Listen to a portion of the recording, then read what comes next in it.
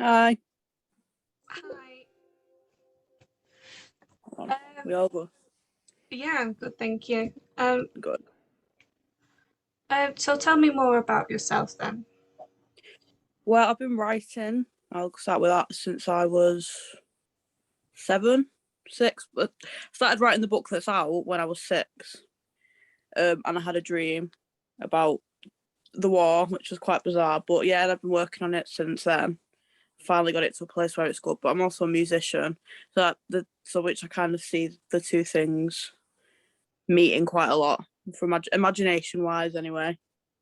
But yeah, So, how many books have you published then? so I've got 2 out at the minute. I'm writing more, but I've got 2 that are published. How long have you been, um, how long have these books have been published for then? The first one was first published in May 2020, hmm and then as time went on, I read it and I wanted to edit it more, and I started learning more about it once I published. So I changed the format and then I republished it. And then this one has been published since December 2020, but I've republished this one as well about a month ago. Um, so you would say you're quite new to the publishing industry and how to publish a book then? Yeah, it took me a while. Well, someone told me about self-publishing a really long time ago, but it took me a while to get the confidence of wanting people to actually read what I'd written. And then in lockdown, I was writing a lot more, and I knew that was the time where I could really get it to where I wanted it to be. And I've learned a lot since, and I've spoke to a lot of publishers as well in that time. Self-publishing has been a really good thing for me, but it's also good to reach out to other people as well because you'll learn about the good sides and the bad sides. Um, why would you say like self-publishing is good for you to grow as a writer, but getting like someone who's been in that industry for like many, many years, why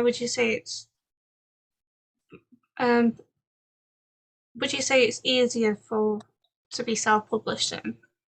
Yeah, I think it's the best thing that I found for me is if you publish yourself, Mhm. you have complete control over whether or not you want to say withdraw it and change things, or if when I've reached out to publishers and I've been offered 2 contracts, but both times they made it real. Like, I don't know if it was just them or if it's the specific people I was going to work with made it quite difficult in that they wanted a lot of money. One of them wanted a lot of money, and the other one was constantly trying to change things. And I think if you're happy with where it is, and I understand that they are professional, but when it comes to your actual book, I think if that's something you've worked on for so long, you know it better than anyone. So I think for me, it has been nice. I would like to work with someone, and it's not something that I don't ever want to do, but I want to be able to find the right match because I'm proud of what I write, and I don't want to change it based on what other people want. You don't want to lose your creativity, basically. Yeah, exactly. I think that's not with anything creative. I think you need to have a lot of control over it, and it's all good to work with other people.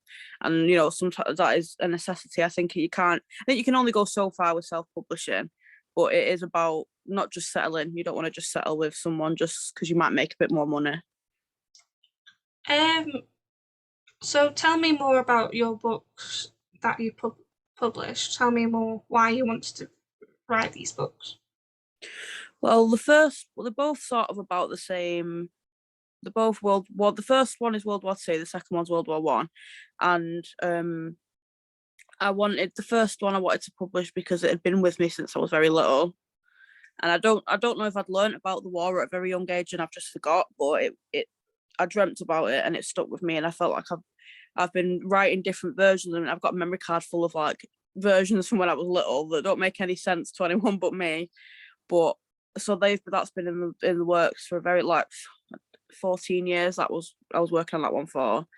And then once I'd released that, another story came to me which was quite similar, but I realised how different World War I and World War II were and how brutal they are, but in different ways. So I wanted to like write one of each so that I had a message that I could send about how we shouldn't forget it, but it's fictional as well. So I wanted to make it a bit more not human, because it is, obviously it's such a sad subject, but I think if you label something as educational, a lot of people won't look at it. So if I release it as a story but put all this fact in it, then people are remembering it the way they should.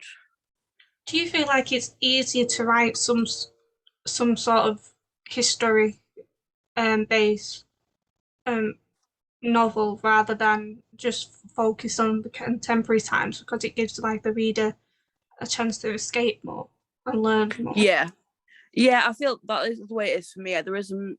I mean, there's been the odd book that I've read that is recent, but it's also completely imaginative. So I'd prefer to read historical things. I mean, anything from the 40s and then up to like medieval times, I find more interesting, and it is an escape because I think a lot of us get overwhelmed with the way the world is, and it isn't. Even though World War II and World War I aren't happy times, there's still this sort of, whether it be romantic novels or something, there's still a sort of perseverance that people had that I think now.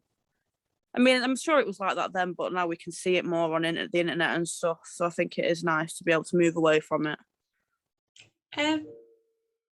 As an author, when you're doing your research and getting groups of more of an audience of what you want your book to base on, Yeah. when you walk through like a bookstore, you notice more female authors on the book on bookshelves and stuff like that rather than male authors. Do you know why that is?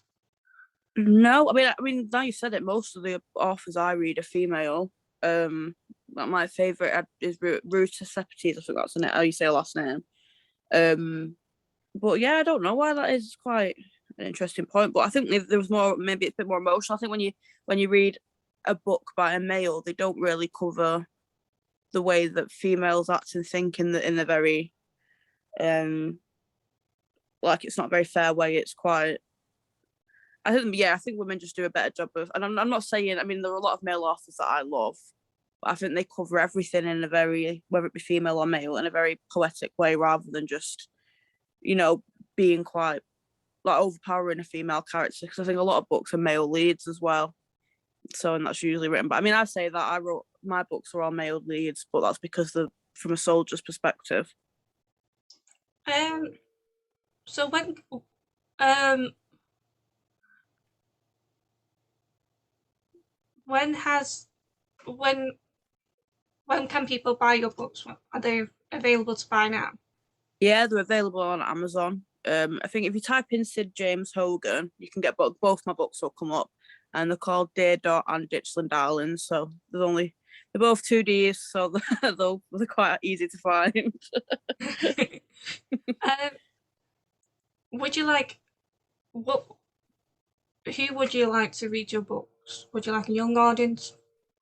And I found that a lot of older people have liked my books a lot more because they sort of have, like their parents or grandparents that they remember quite well were there. But I would like young people to read them for the sake of, like, I feel like we see it as being so far in history that it doesn't matter, and it does, because some of the stuff that happened then is repeating now. And I think as I was researching the books to write them, I did notice a lot of things that are happening now are exactly the same, but I think it's important that we still read about it and learn about it. And thank you very much for your time. Thank you too. No worries. I'd just like